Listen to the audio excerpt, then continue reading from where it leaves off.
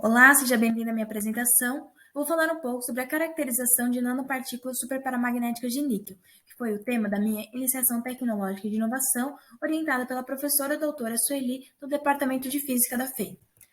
O objetivo do projeto foi caracterizar dois sistemas de nanopartículas magnéticas com diferentes concentrações de níquel. O primeiro com 2,1 e o segundo com 8,3% de níquel metálico. Além disso, foi proposto também analisar como essa variação da concentração afeta nas propriedades magnéticas de um material.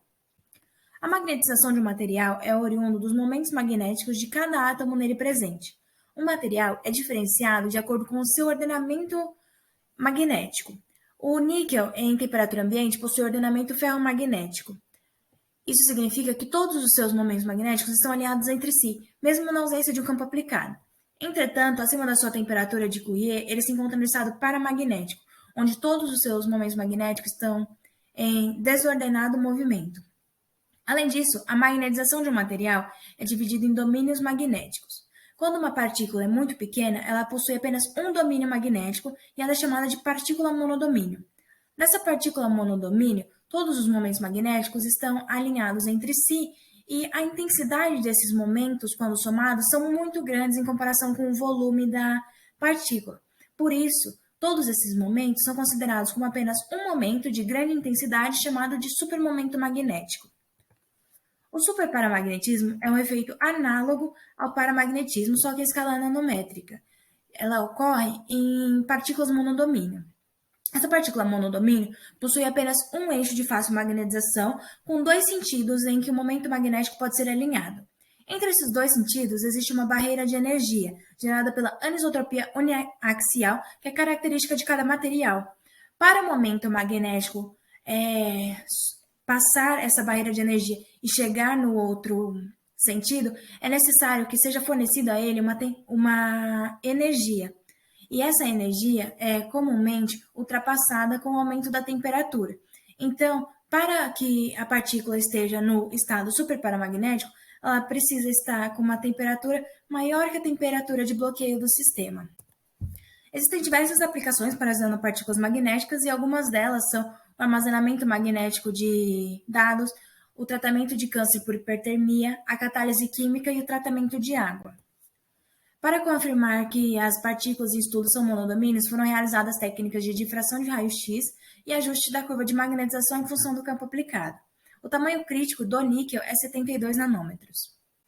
Através da difração de raio-x, então, foram obtidos os valores de diâmetro para a amostra com menor e para a maior concentração.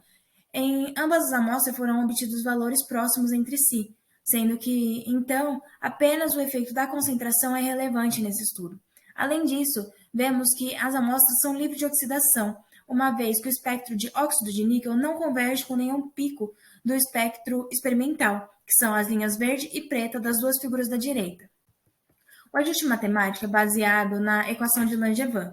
Entretanto, ela teve que ser modificada de forma a adicionar o termo que considera a distribuição do tamanho dos momentos magnéticos e, consequentemente, que varia o tamanho dos diâmetros das nanopartículas. Além disso, foi necessário adicionar o termo que considera a interação entre as partículas. E para a amostra com menor concentração, essa interação não foi relevante, podendo usar o X original, que é o da esquerda. Entretanto, para a amostra de maior concentração, a interação entre as partículas foi considerada relevante, tendo que ser usado o X da direita. Novamente, foram encontrados valores de diâmetros próximos entre si, mostrando mais uma vez que, nesse caso, a diferença entre os tamanhos não são relevantes, apenas a diferença entre a concentração deve ser considerada. Algumas propriedades magnéticas serão mostradas agora. A primeira é a magnetização de saturação, que é a máxima magnetização que o sistema pode obter. Ela não varia com a concentração do sistema, apenas com a temperatura em que ele está submetido.